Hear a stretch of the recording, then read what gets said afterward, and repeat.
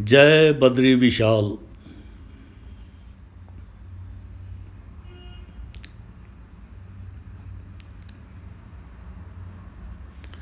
जय केदारनाथ।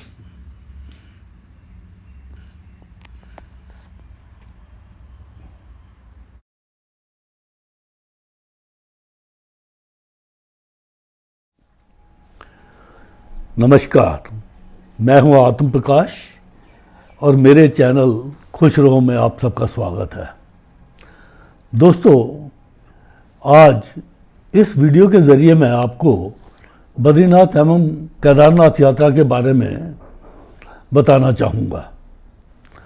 बद्रीनाथ केदारनाथ की यात्रा हरिद्वार अथवा ऋषिकेश से प्रारंभ होती है। हरिद्वार बहुत बड़ा तीर्थ स्थान है।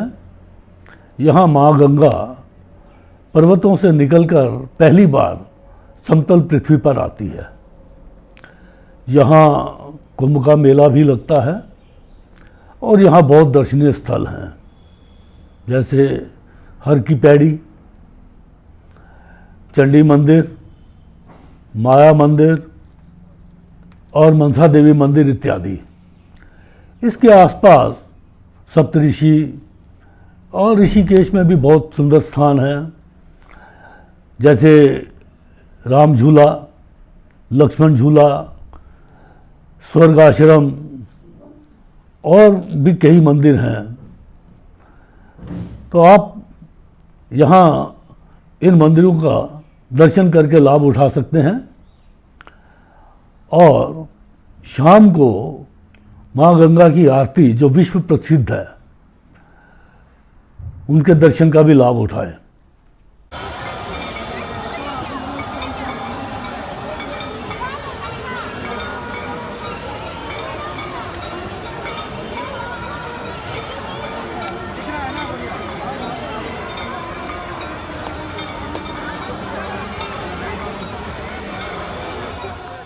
तो पहला दिन आप हरिद्वार में व्यतीत करते हैं।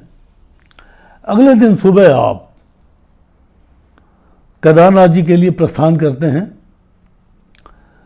जब आप केदारनाथ जी के लिए प्रस्थान करते हैं तो आपका पहला पड़ाव जो है वो आता है देवप्रयाग। देवप्रयाग वो स्थान है जहाँ भागीरथी एवं अलकनंदा नदियों का मिलन होता है।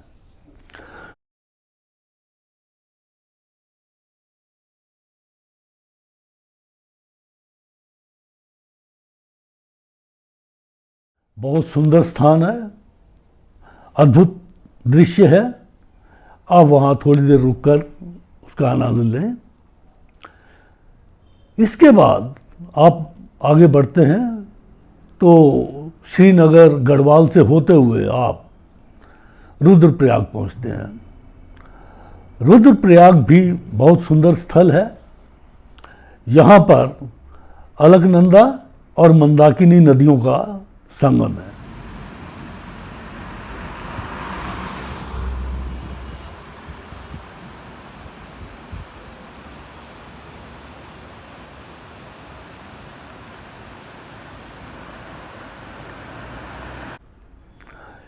यहाँ भी आप कुछ देर रुके, विश्राम करें। बहुत सुंदर दृश्य है यहाँ का भी। इसके बाद आप आगे केदारनाथ जी के लिए बढ़ते हैं।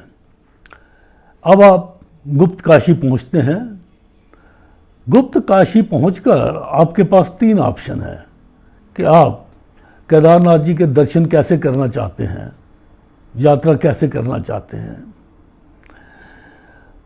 आप हेलीकॉप्टर द्वारा जा सकते हैं या पैदल ट्रैकिंग अथवा घोड़े या पालकी द्वारा यात्रा कर सकते हैं। अगर आप हेलीकॉप्टर द्वारा यात्रा करना चाहते हैं तो यहाँ आपको 3 ऑप्शंस हैं। गुप्त काशी, फाटा एवं सिरसी, 3 जगह से हेलीकॉप्टर सर्विस अवेलेबल है। गुप्त काशी से किराया थोड़ा ज़्यादा है, फाटा एवं सिरसी से किराया लगभग समान है। यदि आप हेलीकॉप्टर से यात्रा करना चाहें तो मेरे विचार में आप गुप्त काशी में ही रुकें, और यदि आप पैदल अथवा घोड़ा या पालकी द्वारा यात्रा करना चाहते हैं तो आप आगे सोनप्रयाग अथवा गौरीकुंड में रात गुजार सकते हैं।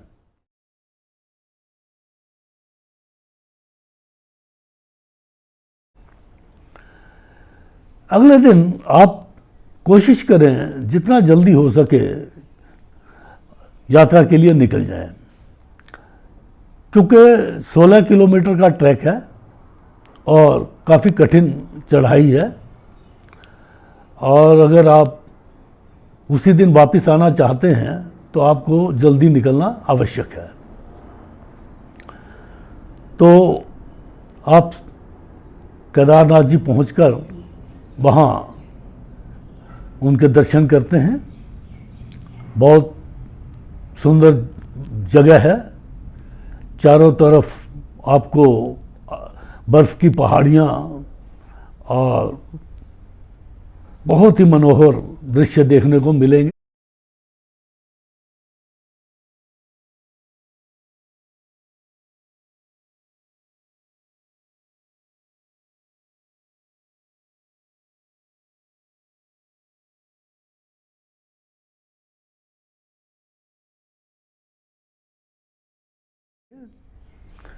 और भोलेनाथ की कृपा तो वहाँ बरसती ही है।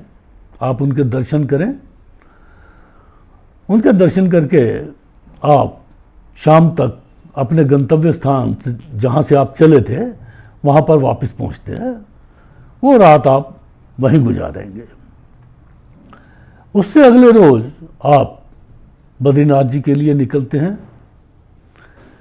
बद्रीनाथ जी जाने के लिए आपको दोबारा या तो रुद्रप्रयाग तक आना पड़ेगा, या फिर एक दूसरा रास्ता है चोपटा, उस रास्ते से निकल के जाना पड़ेगा। तो ये यात्रा आप गुप्त काशी अथवा गौरीकुंड या सोनप्रयाग से जब शुरू करते हैं तो लगभग आपको 8-9 घंटे का सफ़र करना पड़ता है। रास्ता बहुत ही सुंदर है, आप दृश्य को देख करके खूब एंजॉय करेंगे।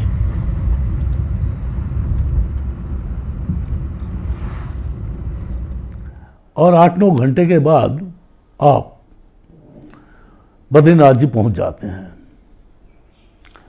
आप वहां उनके दर्शन करें, बद्रीनाथ जी मंदिर के।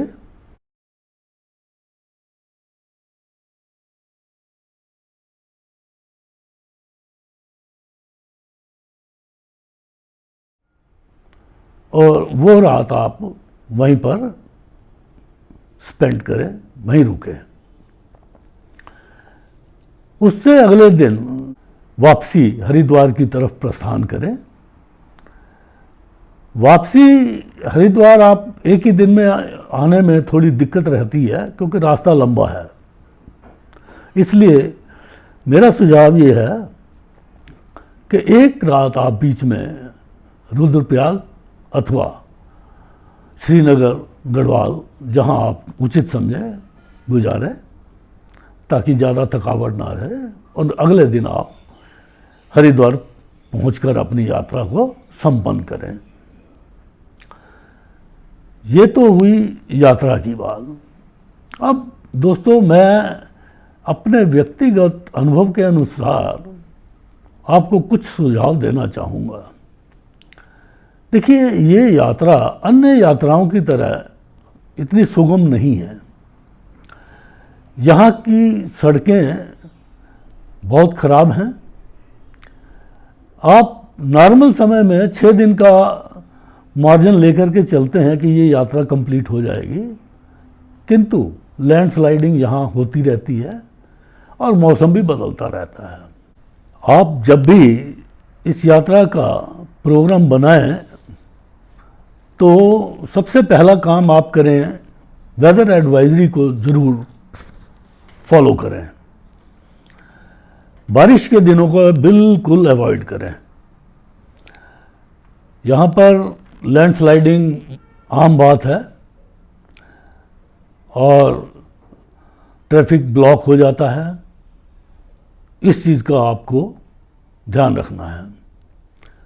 दूसरे, मौसम ठंडा है, गर्म कपड़े, बारिश से बचाव के लिए बरसाती छाता इत्यादि का अरेंजमेंट रखना आपके लिए ज़रूरी है।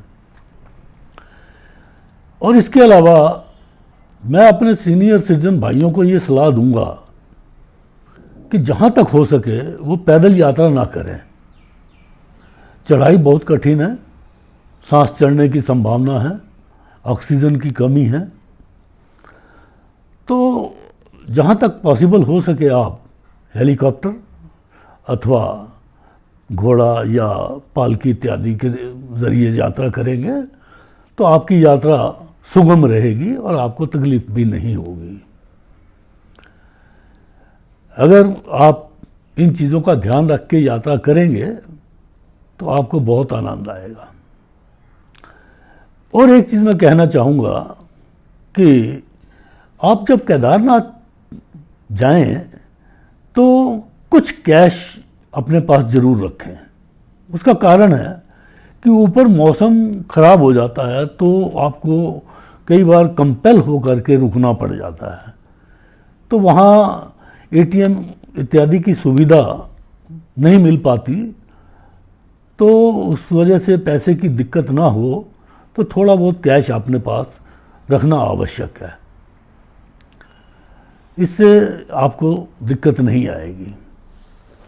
आशा करता हूँ कि ये जानकारी आपको अच्छी लगी होगी। अगर आपको ये मेरा वीडियो पसंद आए तो इसे आप लाइक कीजिए। खुश रहो, स्वस्थ रहो, व्यस्त रहो, मस्त रहो। धन्यवाद।